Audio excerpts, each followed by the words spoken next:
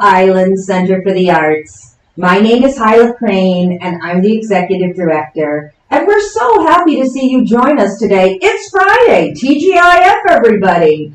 As you know, if you haven't tuned in this week, we are interviewing the artists who are part of the exhibition that has just been installed entitled Florida Paradise Found. So we have already interviewed Rachel Pierce, Joanne Sanborn, Emily James, and today we are very fortunate to have Phyllis Pransky join us. Hi, Phyllis, how are you? Hi, I'm fine, Hyla. Oh, that's great. I'm really fine and ready to raring and happy to go. Well, Phyllis, tell us a little bit about the work that you selected to go into this exhibition, because each of the artists have sort of had different influences. Florida Paradise Found is sort of a broad topic that's been able to encompass a wide variety of topics, content. So tell me a little bit about the pieces that you selected and why. I will be glad to, but before I go on and before I forget, I want to thank you, Hyla, for bringing stability to the Marco Island Center for the Arts. From the bottom of my heart, I'm here 32 years, and other than when they began and it was a passion for the community, you have brought it back, circled. I want to thank Patricia, our Zoom master, for doing an absolutely fabulous job in mastering not only Zoom, helping us learn it, and mastering all the other trades that she does for the Art Center. She's phenomenal. And Debbie and Miriam, it's just a joy to walk into the Art Center. It's a reflection of your group. They're always on and charming. And the hanging committee, who did such a beautiful job in hanging the show, because I did get a peek at it.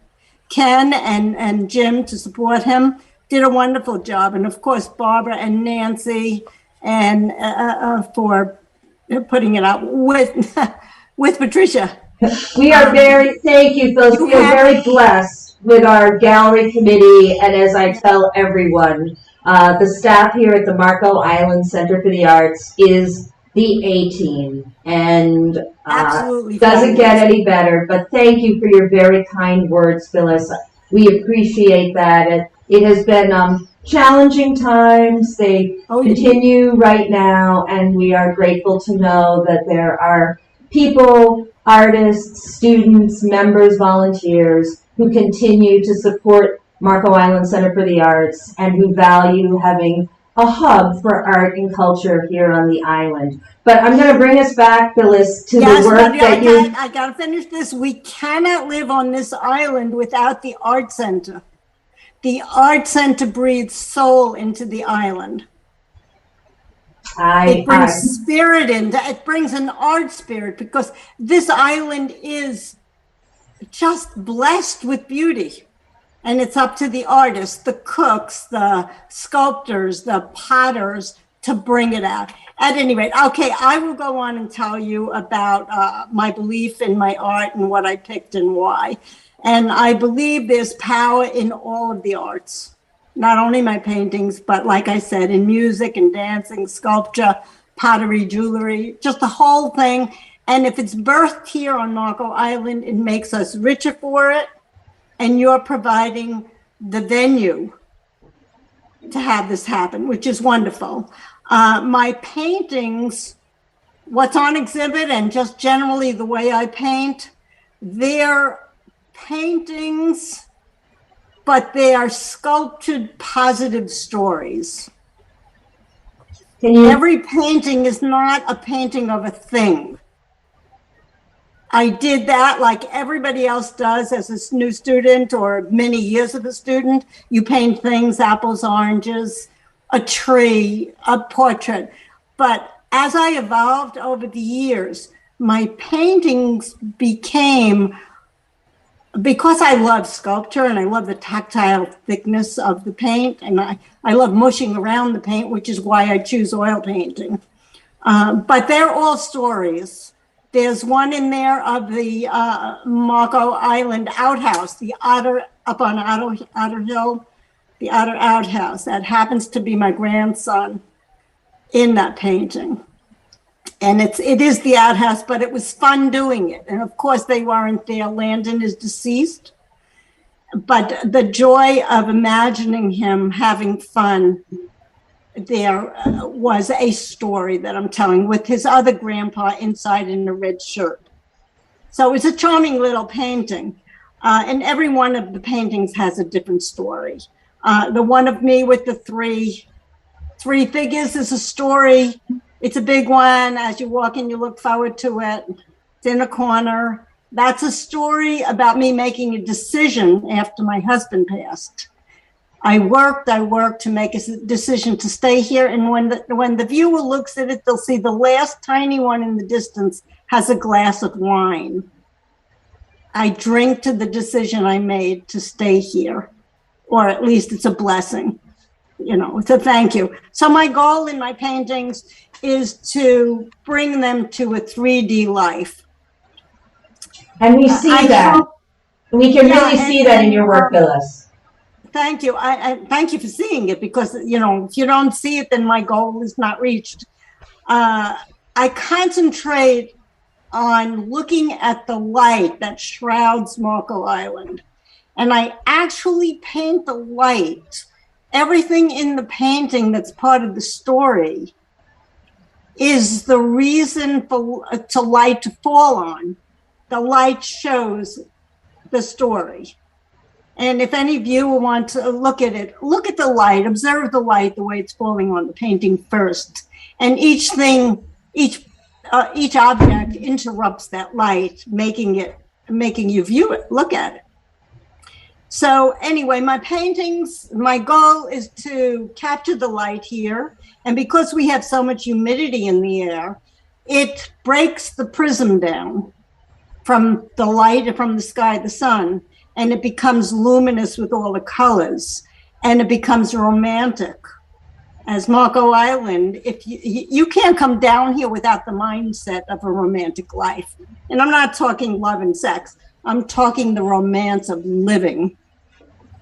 Well, again, the exhibition is entitled Florida Paradise Found, and indeed, people who come to this community, who come to Collier County, who come to Marco Island, really realize very quickly that they have found paradise here on Earth, and your paintings are very reflective of that. I do want to point out what makes you very distinctive in this exhibition, as opposed to the other three artists, is you are the one artist who is working in oils, and your paintings do include people, include figures that do tell that story. So we find them very engaging and very compelling. Now, I know you've been here on Marco for quite some time, but Phyllis, how long have you been working as an artist, and how did that journey begin to get you to where you are today?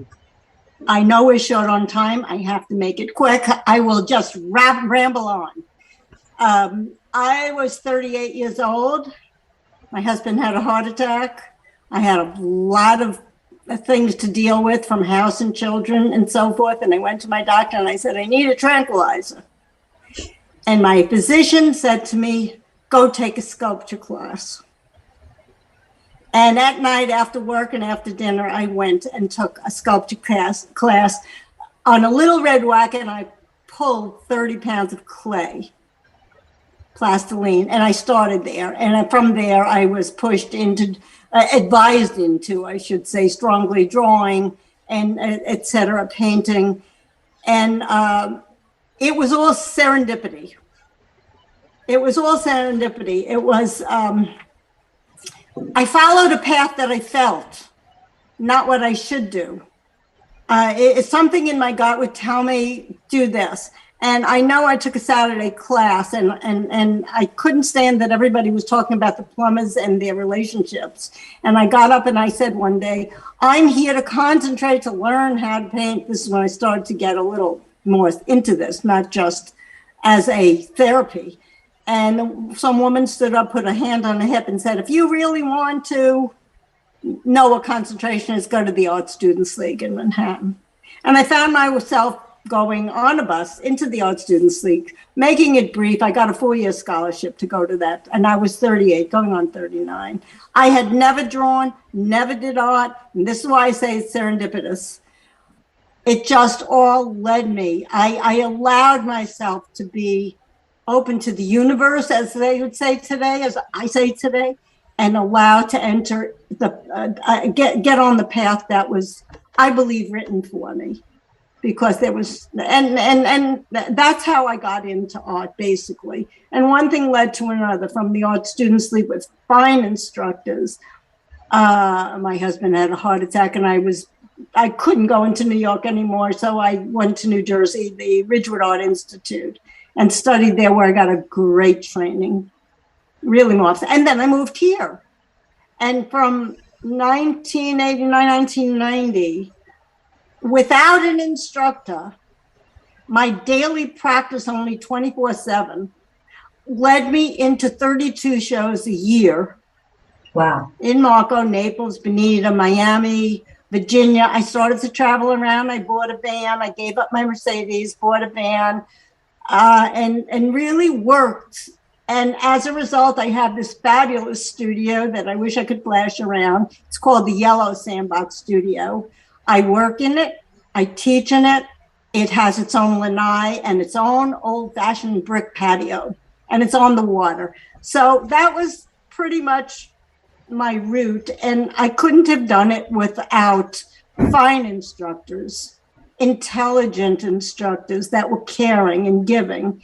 And I couldn't have done it without my husband razzing things he didn't like about my art, which made me upset and made me a better painter because I had to prove him wrong.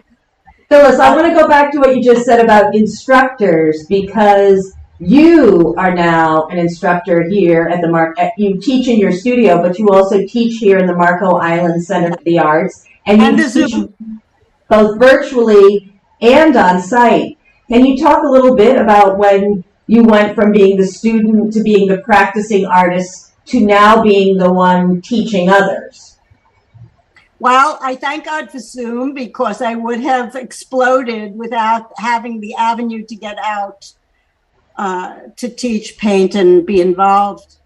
But after years of being impetuous and painting what I think, and trial and error, and making my life difficult and trial and error, as most students do, I came to accept that painting, and I teach this, painting is a combination of seeing with your eyes and working only from your brain.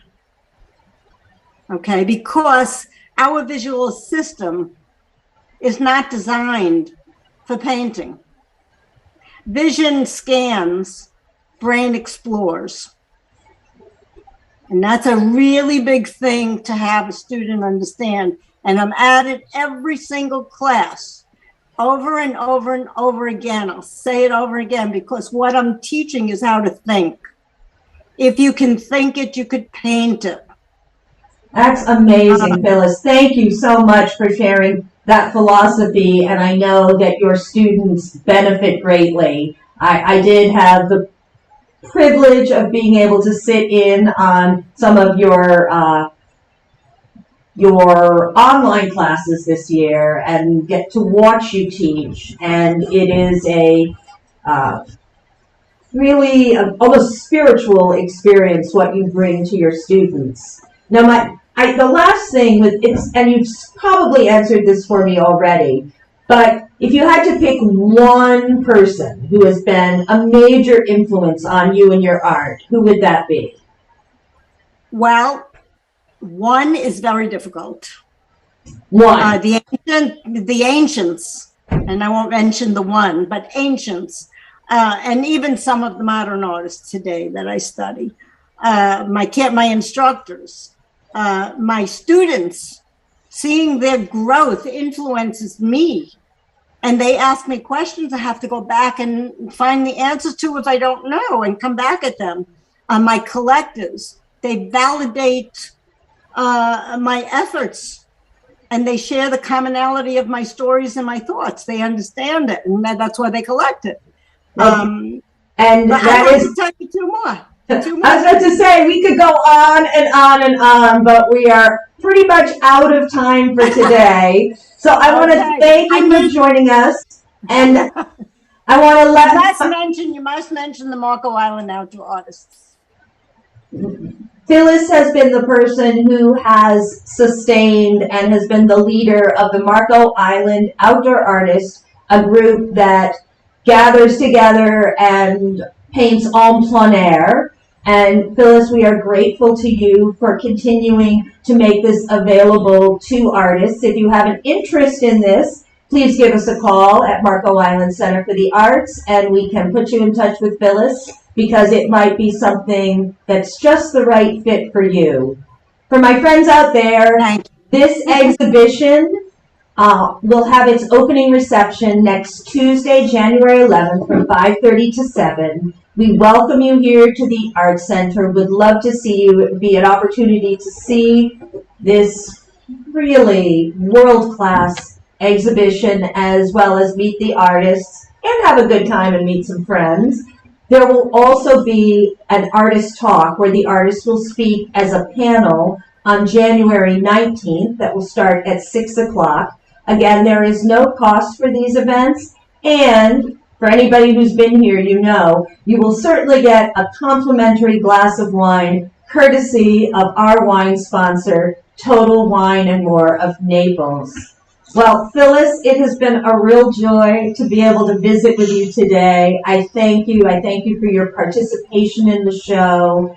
And I, again, encourage my friends, if you can't make it to the opening, you can't make it on the 19th, please come on down to the center. We're open 9 to 4, Monday through Friday. I think we may even be open on Saturday and Sunday at the end of January because there's an outdoor show. Come by, see this exhibition. You don't want to miss it. And just remember, when you walk through our door, you become part of our art family. And we work every day in every way to be your art home. Have a great weekend, everybody. Bye-bye. Thank you, Hyla. Goodbye, everybody. See you at the show.